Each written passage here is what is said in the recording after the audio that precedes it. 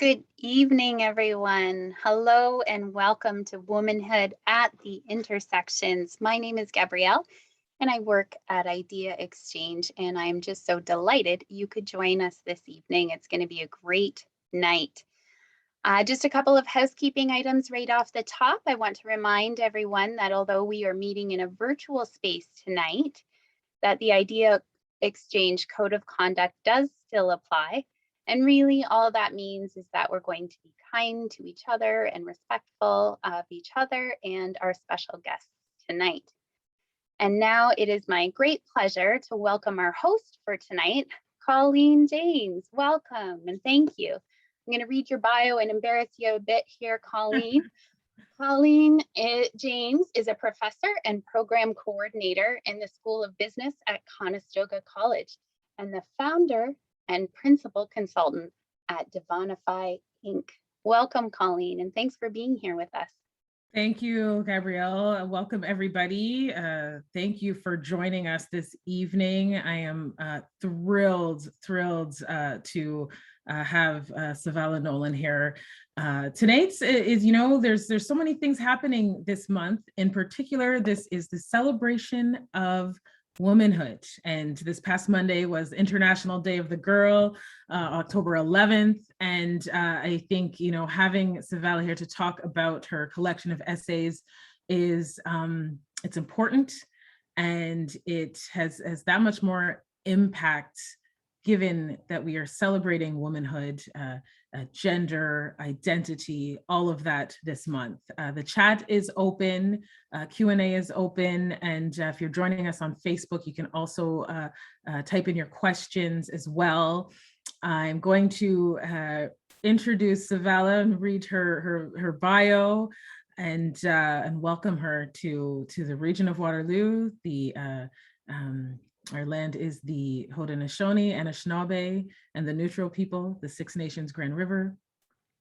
So Savala Nolan is a writer, speaker, and lawyer. She is executive director of the Thelton E. Henderson Center for Social Justice at the University of California, Berkeley School of Law. Savala and her writings have been featured in Vogue, Time, Harper's Magazine, the New York Times Book Review, and more. She served as an advisor on the Peabody-winning podcast, The Promise. She lives in the San Francisco Bay Area with her family.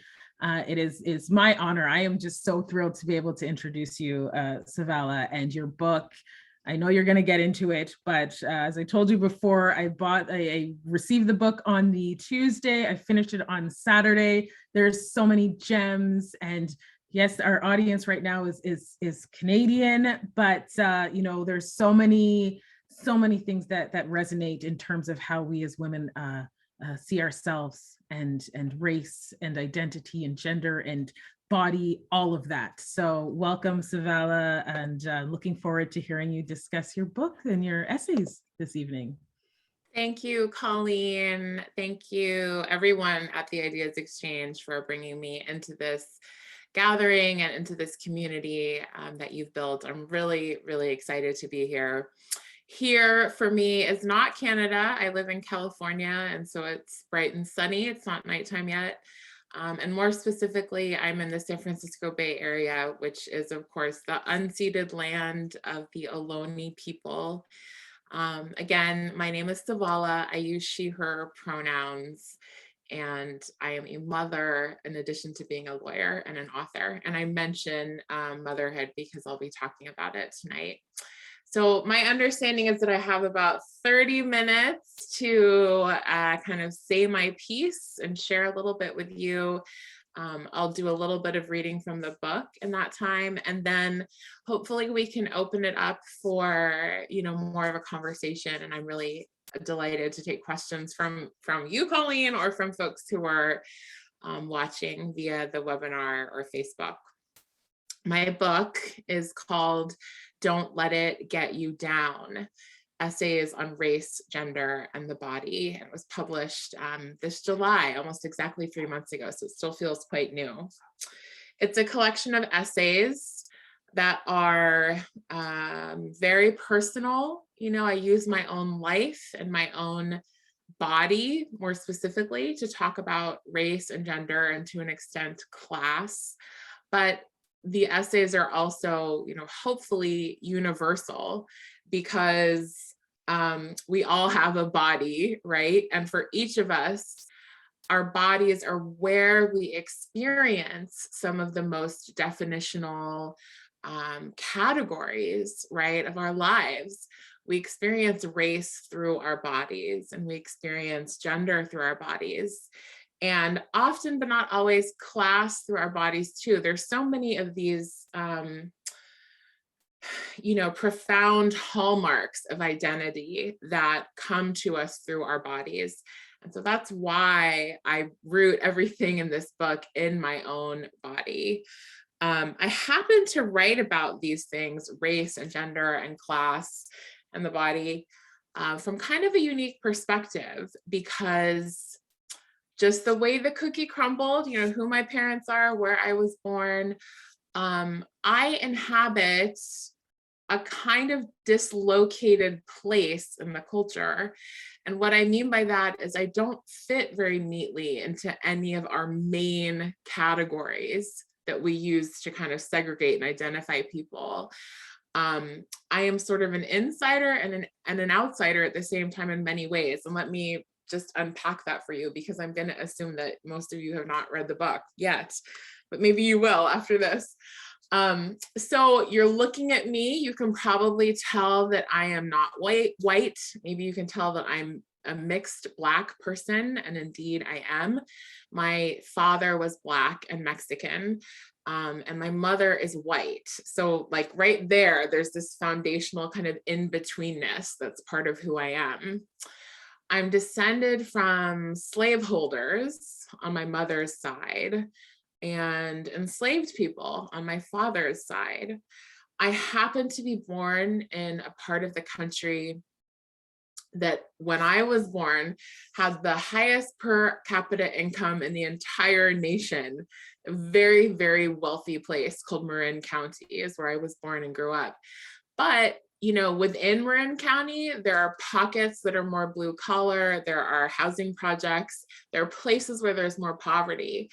And that's where I grew up, in a more blue collar place.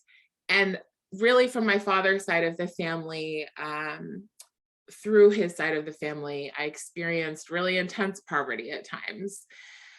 I don't describe myself as someone who grew up in poverty, because I don't think that's true. I mostly stayed with my mom, and we were like, we bought clothes and furniture at the Salvation Army or the Goodwill. I'm not sure if Canada has those.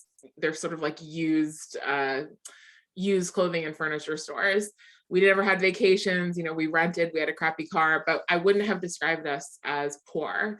On my dad's side, though, he was totally poor. And when I stayed with him, I was staying in a house that didn't have the Sally Ann. Okay, so that's where I was getting my stuff, the equivalent of Sally Ann.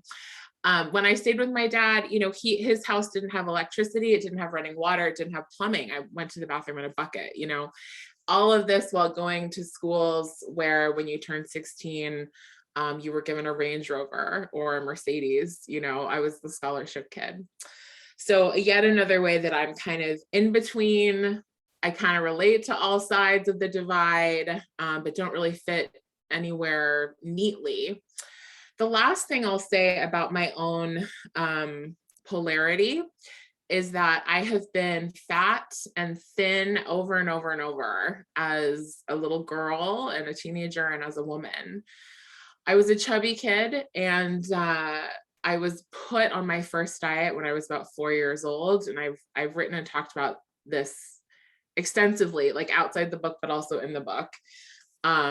It wasn't until I was about 35 that I finally was able to start divesting from that culture of dieting and healing from the trauma of being someone who was, put off and on diets as a little kid.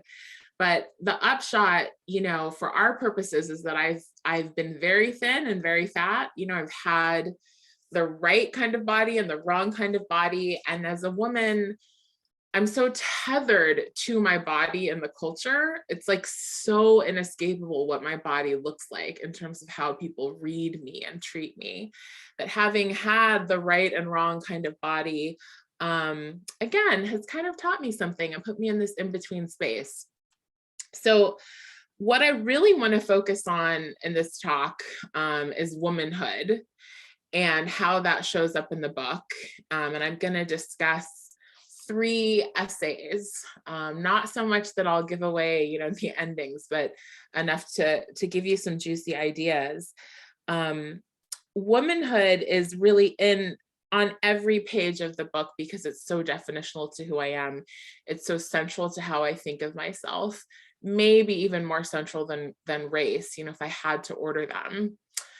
But I want to just pause here to say that I am a cisgender woman, and that's the perspective I speak from. I use the term woman and womanhood as inclusively as possible because I don't want to leave anyone out who identifies with womanhood or with being a woman. But I also do want to say that my voice is limited, you know, and there are perspectives around womanhood and being a woman that I just can't speak to as a cisgender person. And so I just want to acknowledge those kind of limitations and confines of my thoughts from the outset. So I thought what I would do is focus on 3 areas where writing about womanhood really surprised me, where I kind of went into a piece thinking one thing about womanhood and came out of it thinking something really different, or having realized something much more interesting and valuable than I thought that I was going to. And in particular, I'll spend a little time talking about motherhood, a little time talking about dieting, and a little time talking about violence against women. I'm not going to go into great detail when I talk about violence against women, but you know, you could consider this a bit of a trigger warning that I will talk about it in broad terms. So let's start with motherhood, talk about a foundational category. I have one kiddo, she's 6 years old. And I'm someone who always wanted to be a mother, you know, who always had that goal, who has a good relationship with my own mother, complicated, but ultimately good. And I always knew that part of my job in terms of being a mother was to prepare my kid for the world, right? To help her be a knowledgeable, compassionate human being who eventually leaves the nest, right? That's the goal of motherhood, is that eventually your kids don't need you anymore. So I knew that going into it.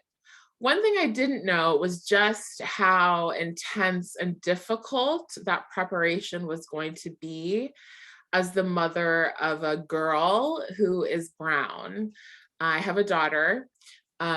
She's mixed race. I consider myself a mixed Black person. Her father is white, and I don't know how she will ultimately identify racially, but she's not white. She's at least mixed, and she may see herself as Black.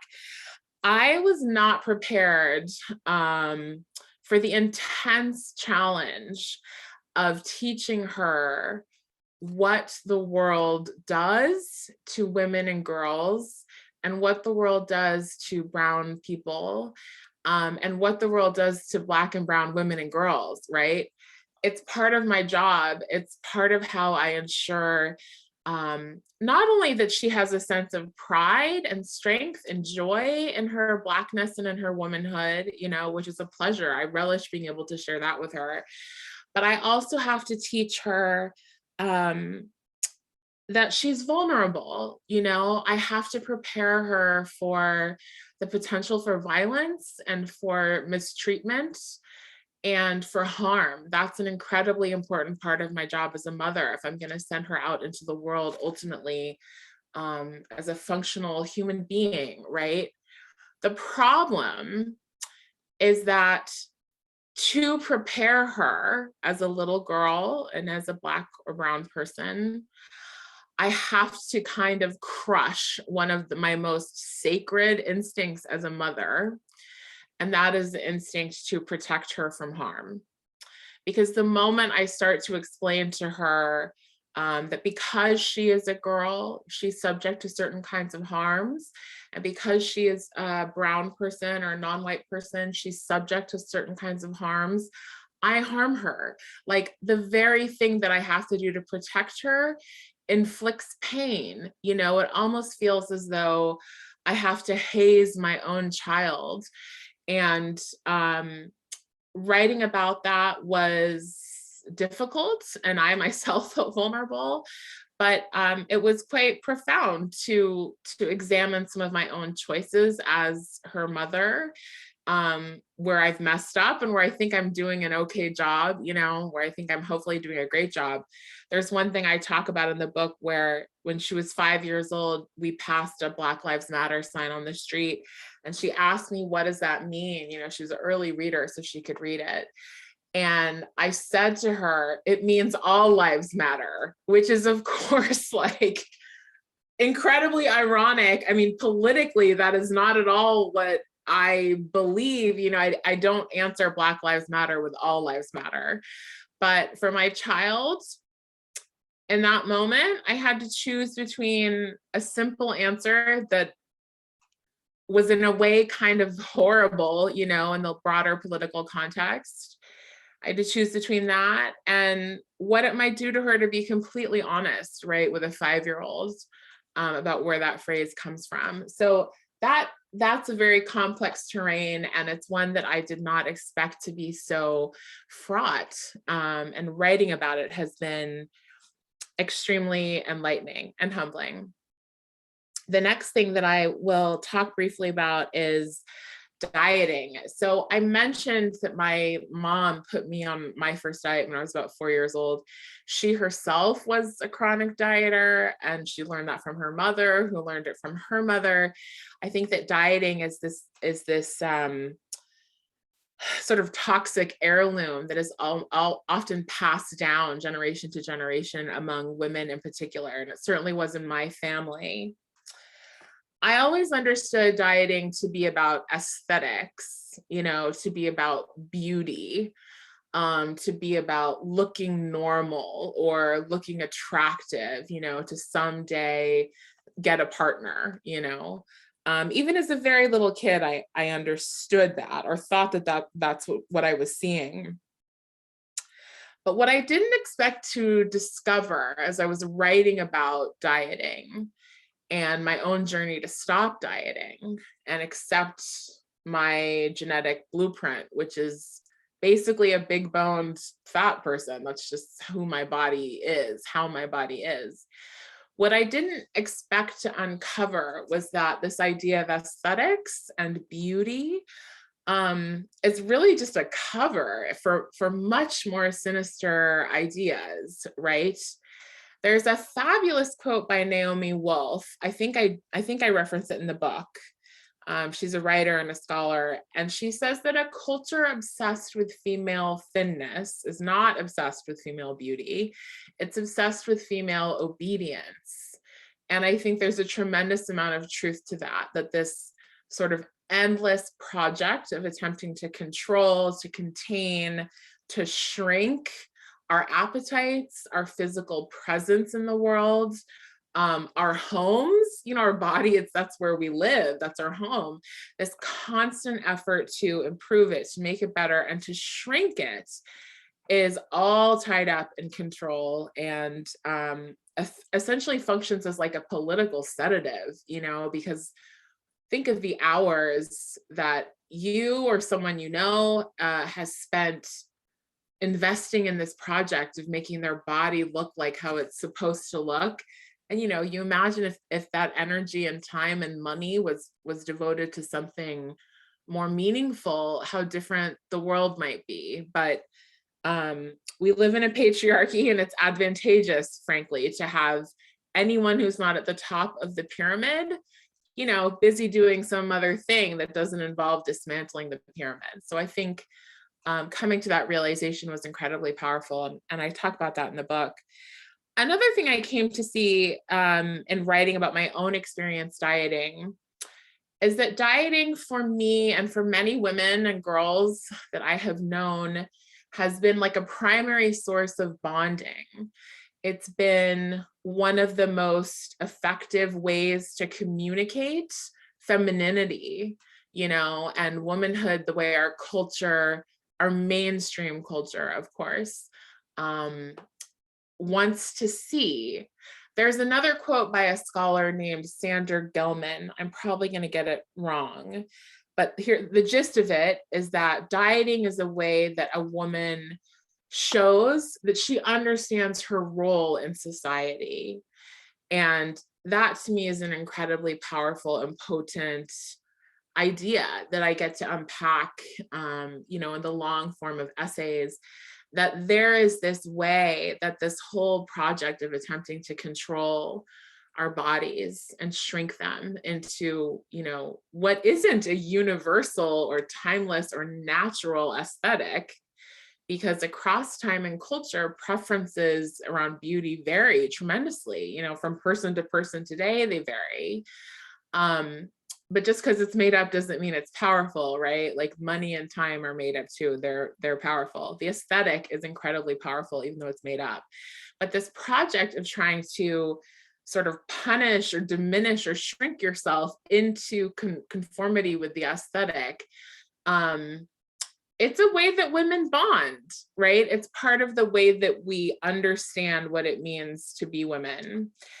And what excites me is that when we remove the performance of body dissatisfaction, and when we sort of remove the performance of the body project from our repertoire as women, there's so much more space and energy to bond about things that have catalytic political power, right? Such as, you know, reproductive justice and economic equity. You know, there are so many things that become possible when we divest our time and energy as women from dieting, you know, as individuals, but also in community with other women. And it was really exciting to get to write about that. And to realize that I had sort of misunderstood what I was doing this whole time I'd been dieting. I thought I was just trying to look good, you know, whatever the hell that means. But in fact, I was doing something much more complicated, and something that I didn't want to be doing, you know. So coming to that realization has helped sustain me in my resistance of diet culture. The last thing I want to talk about is violence against women, which I write about in the book. And this is where I'm going to read an excerpt, although I think I will set it up for you a little bit before I start reading. So there's an essay in the book called Bad Education. And in it, I'm exploring how we consume violence against women as a form of entertainment in our culture.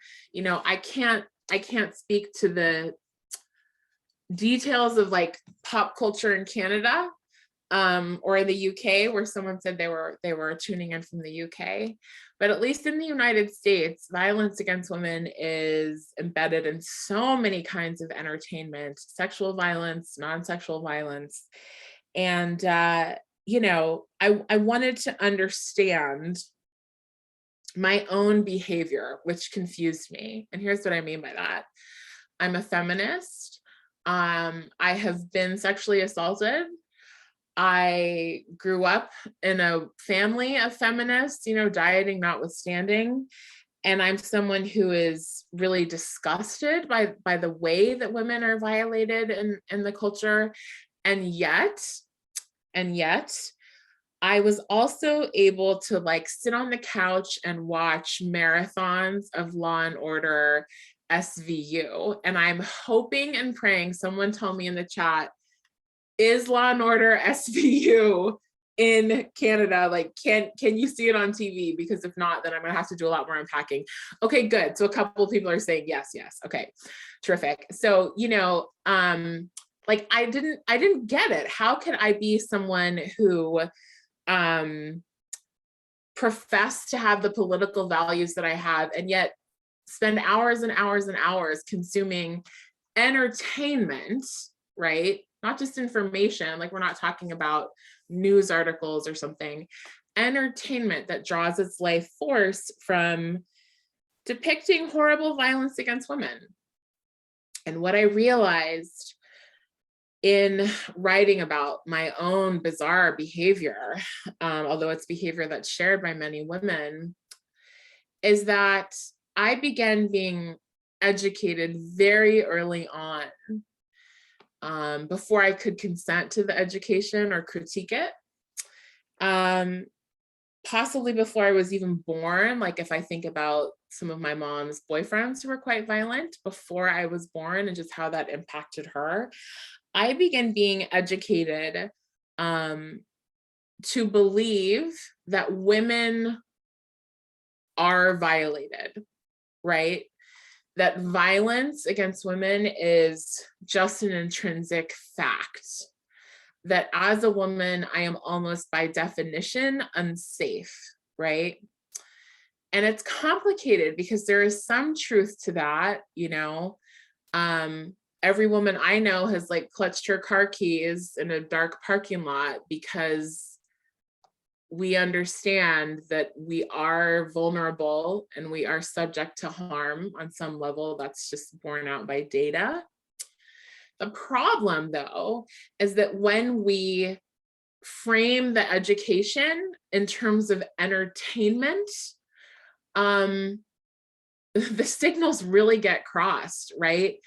It ceases to be this thing that, you know, well, let me frame it differently. Rather than learning about our precarity in the culture and our vulnerability in the culture, in the context of trying to end it, right? We learn about those things in a format that is meant to be binged, right? That we're meant to enjoy because it's entertainment. And even now I feel strange talking about enjoying that type of thing because it's so dark, but I don't know how else to describe it. You know, I don't know how else to describe what you're doing when you're watching a TV show you love, but enjoying it. And that is really, really problematic, right? All of that happens without any effort really to end violence against women or to help repair women who've been harmed by violence, you know? So again, it's complicated. On the one hand, I think it's important that the stories are told and that there is a place for truth telling. On the other hand, I'm not sure that it should be in the form of bingeable entertainment, because what happens is that it becomes normalized, even more normalized. Like the very problem that Law and Order SVU is attempting to address, which I think is violence against women or violence against, you know, not just women, but for my purposes, let's talk about those episodes, which are the majority of them. The very problem the show is trying to address and tackle, it's also normalizing when it's presented as sort of endless streams of entertainment. So that is another piece that I started really confused about my own behavior and came away realizing, oh, wow, I've been indoctrinated into a place where I can actually enjoy this. And that is incredibly problematic. So I'm going to read maybe 90 seconds because I've got my eye on the clock here. I want to leave time for Q&A. I'm going to read just a little bit. Oh, there's my book. I'm going to read just a little bit from that essay, and it'll, you know, just give you a flavor of the book and how I write too. So this is from Bad Education. I used to sit on the phone with my best friend, both of us watching dead women in our separate, crummy New York apartments, and neither of us talking. So many dead women. We were shown their stiff corpses in repose on icy sidewalks, their long, tangled, days-old hair and exhausted, flopped-out ankles, their knees bent at impossible angles, the bloodstains beneath their cold heads.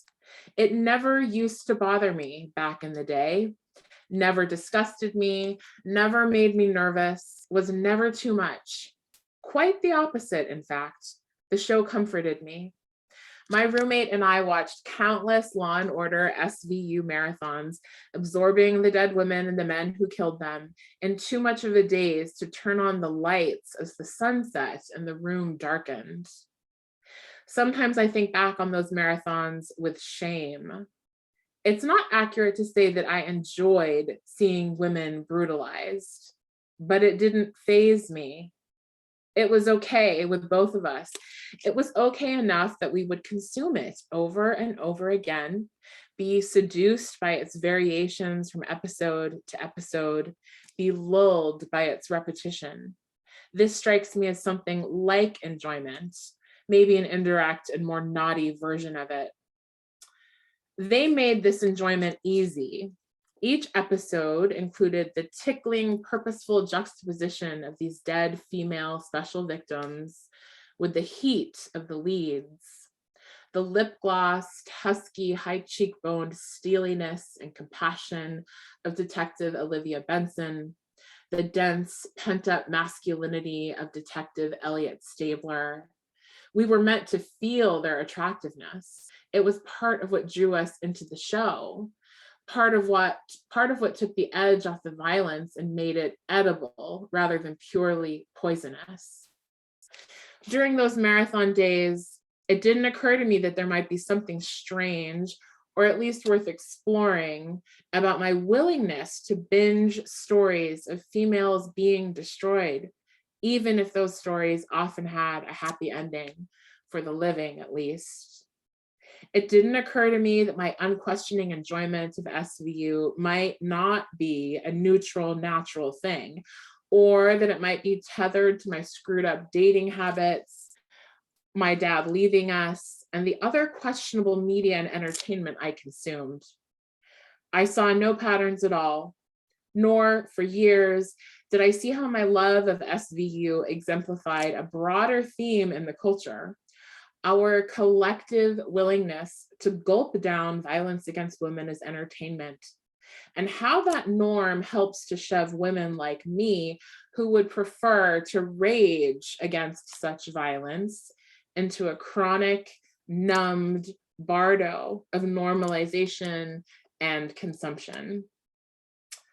So that's the end of that passage. It's the beginning of that essay. Thank you for letting me read it. And I'm already over time. I don't want to talk too much at you without giving people a chance to ask questions or Colleen, to hear from you. So thank you so much. Thank you everyone for listening. Thank you, Savala. You were again just dropping gems and knowledge. Oh, thank you. I have to admit, okay, I have been a chronic SVU binge watcher. Yes. And you and me both. I read that section of your book, and I thought, you were on point, normalizing this, and how we, look forward to watching these shows that depict women and harm us and continue to harm us and normalize that. Yeah. And it really that really touched home, because anyone who knows me knows I love SVU. So I know, and you know what, Colleen, it's complicated. Do not send me hate mail saying I'm ragging on SVU. I get it. It's a very well-made show. It's very compelling. And as I said, we are coached from the time we're very young into being able to be entertained by depictions of our own demise, so you and me both. I don't condemn anyone in the essay. I just wanted to explore my own behavior because it didn't make a lot of sense to me. Right. That's some of that self-reflection, right?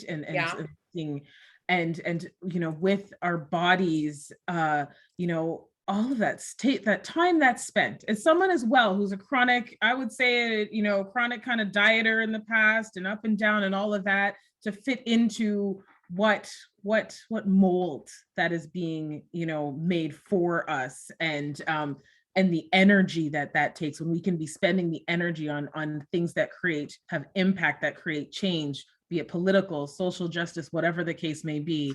And it's almost or even your own life. Right, your own life, right? Yeah, I It's mean, a distraction.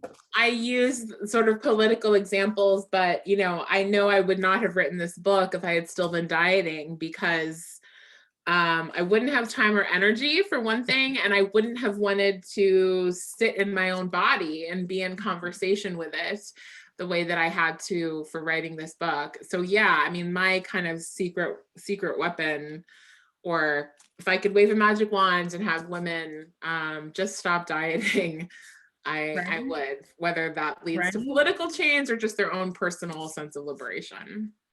Exactly. And we have a couple questions, but I also want to touch on you were speaking about, having to speak to your daughter and the harm that they make out. So I have a 4-year-old, and it is absolutely true, especially when we found out we had a girl, and I thought, the life and all of society and having to raise this young girl to be prepared, but is that taking away innocence from her as well, right? All of that. And it's so complicated. I write in the book about getting the news from the doctor that we were having a girl. I had the blood test at 10 weeks or whenever they do it, and I was at work, and my initial reaction was just excitement. You'd be excited for any news, girl or boy, but I was just thrilled. And then really quickly, like within a couple of minutes, I actually just started to cry, because this wave of recognition crashed over me that she was going to have to endure all the stuff that women and girls have to endure. This little perfect innocent being she was already signed up for it, and there was nothing I could do. So yeah, it's an incredibly difficult and complex part of motherhood. Absolutely. And you talk a little bit about just your experiences through childbirth. I won't ruin it for anybody or create any spoilers, but again, just things that are so poignant for Black women in general, and healthcare, and that whole experience, and giving birth, and birthing a life, but also recognizing your own life may be in danger at the same time, right? So I'm going to turn it over to some questions. You've got a couple questions, Savala. So audience question: can you speak to the racist roots of diet culture and how dieting can perpetuate white supremacy? Sure. And I don't know who asked that question, because I don't see it in the chat, but thank you for raising that point. I cannot speak to it in the context of Canada, but I can certainly speak to it in the United States. And, you don't have to scratch the surface very hard to find it. It's incredibly literal. If you go back into the 1800s, and you look at, in particular, magazines and like other forms of media that were popular and geared toward white women, you might call it like the Vogue or the Women's Day or Better Homes and Garden of the day, is one place where you see it, and you very literally see article after article after article that describe fatness or having a big body as being indicative of a lack of self-control, of savagery, of stupidity, of laziness, and here's the what really counts, and Blackness. I mean, I'm not making it up. It's literally just, that's what the sentences say. And close on the heels of those articles would be articles that are encouraging white women to diet and to stay thin or get thin, so that, and again, here's the juicy part in the context of this question, so that they don't seem Black, right? So you have media for women framing fatness as embodying the same negative traits that Blackness was said to have, right? All of this in support of chattel slavery. Mhm. And encouraging white women to distance themselves from Blackness through dieting. So, I mean, that's a very literal, clear-cut example, but I think you can trace that thread, including the things that we wrongly attribute to fatness and Blackness, which is sort of, we very often wrongly describe both of those groups of people, fat people and Black people, as out of control, as unintelligent, as a drain on public resources. Like, there's still a way in which we talk culturally about those two groups of people as somehow overlapping. And the roots are just clear as day if you scratch the surface. There's a really terrific book called Fearing the Black Body, and it's by a scholar named Sabrina Strings like strings of a violin. And it's all about the racial origins of fat phobia in this country and in Europe. She doesn't talk so much about other parts of the world.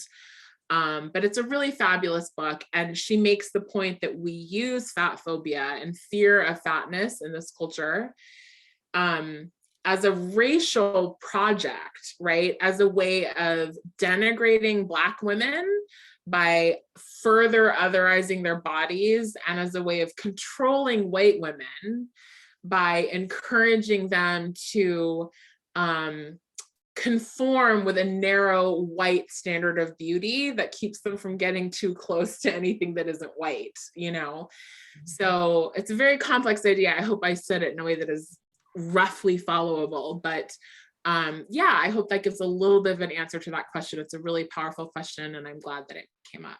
Yeah, thank you for that question. Okay, I have another question for you. Two-part question. These are big questions. Okay, so first, what did you find most surprising after writing the book and doing all of the research? And second, what did you learn about yourself throughout this process and your collection of essays? Well, I'll tell you, the most surprising thing is maybe one of the very few things that really didn't have to do with womanhood, but it's still really interesting. So I mentioned in the beginning that I'm descended from enslaved people on the Black side of my family, and enslavers, human traffickers on the white side of my family. And what I discovered in doing some genealogical research into that for the book was that the white side of my family trafficked men, women, and children for decades in Virginia, which was the hub of chattel slavery, at least the first half of chattel slavery. Men, women, and children for decades, like 30, 40, 50 years. And the funny thing about that history is it was the one fact that we did not know or acknowledge about that side of the family. I'm also a daughter of the American Revolution, which means I can trace an ancestor back to enlisting in the Revolutionary War. And so we have all the family history going back into the 1600s, actually. But on the white side of my family, as proud as we were of various parts of that history, we never, ever talked about the slaveholding. Contrast that to the Black side of my family, where we are desperate to understand our forebears and to have a sense of the deep roots that are there, but that are obscured purposefully by American history. If you're Black in America, you are really lucky if you can trace back more than a couple of generations, because chattel slavery, which, in this country didn't end until the 1860s, it just destroyed any semblance of family records. So on the Black side of my family, and it's so common for Black people in this country, there's this deep, profound hunger for this information that we just cannot get. Mm-hmm. And on the white side of my family, the information is readily there. It's very easy to learn whether and how your family interacted with chattel slavery in this country. It's very, very easy, but there's no appetite for it. So standing at like the crossroads of that duality has been really fascinating to me personally. And it was one of the most surprising things I learned in writing this book, was just how inverted the relationship to this part of our history is, you know, going on racial lines within my own family, but I think it's beyond my own family too. One of the things that surprised me about myself is that I can write a book. It's kind of a coy answer, but it's also true. You know, you set out to do this, and gosh, you have no idea if you'll ever get to 70,000 words, you know? Yeah. I did, you know, thank goodness. But the part where I'm not being coy is when I say that it truly would not have been possible for me to write a book if I was still obsessed with trying to control and shrink and perfect my body. That just required too much time and energy for me to have the creative space and the brain power and, you know, frankly, the trust in myself to write. So yeah, that sounds like a coy answer, but it's totally honest. You got another question, but I have a question to just throw in here. Can you explain how you came to the title of the book? Oh yeah, sure, I'd be happy to. So Don't Let It Get You Down is the name of an essay in the book and the name of the book. And I tell the story of the title in the book, but I'll tell it here too. It was something that somebody said to me in a moment of difficulty. I was at the hair salon getting my hair done, and my hairdresser is an older Black man who's known me for a long time. And so he knows me pretty well. This was several years ago. And I was sitting in the salon chair and happened to look at the news app on my phone and see that the cops who shot and killed Tamir Rice were not going to be prosecuted. And for anyone who doesn't remember or maybe didn't know, Tamir Rice was a Black boy who was playing in a park in, I want to say, Ohio. And somebody called 911 and the cops came, and within 2 seconds of being on the scene, they shot and killed this little boy. And when I saw the news that the cops were not going to be prosecuted, you know, I went from having a nice day, self-care day, to feeling that familiar wave of despair and anger and like invisibility. And my hairdresser saw me getting upset and he said, "What's going on?" And I explained to him what happened, that they weren't going to prosecute these killers. And he paused and he looked at me in the mirror and he said, "Don't let it get you down. Don't let it get you down." He said it twice, and he said it, I can't mimic the way he said it, but what I try to communicate is that he said it with so much seriousness. It wasn't like, "Don't let it get you down." You know, it wasn't light or peppy at all. It was incredibly stern. It was almost like a warning. It was forceful the way he said it. And what I realized in that moment was that an older Black person was giving me, a younger Black person, basically a survival strategy. What he was saying was that if you let this type of thing bring you to your knees, you may never get up, because this type of thing happens all the time. And not, you know, he wasn't saying act like it doesn't happen. He wasn't saying ignore it. He was saying, don't take it into yourself so deeply and so steadily that your own humanity starts to get corroded. You know, that's how he meant it. And that's how I mean it in the book, as like a survival strategy. But there's a way that I almost could have put a question mark at the end of the phrase, Colleen, because if I'm speaking to someone who holds a lot of privilege, let's say a white man, you know, or the more privileged aspects of myself, it's sort of like, well, I don't know, maybe you should let it get you down. Like, maybe you actually should really dwell on the status quo and bring it deep inside you and let it bring you to your knees so that you have some skin in the game too, you know, so that you feel it. And I think that may be a prerequisite to having more lasting, deeper change toward equity in our society. So Yeah. I mean the title in a complex way. And yeah, I think that comes out in the book, but possibly not just when you glance at the title, in a bookstore. Yeah, yeah, absolutely. Thank you for explaining that, because it's absolutely key in really for anyone who is, for women, for Black women, for people who are racialized, others, othered,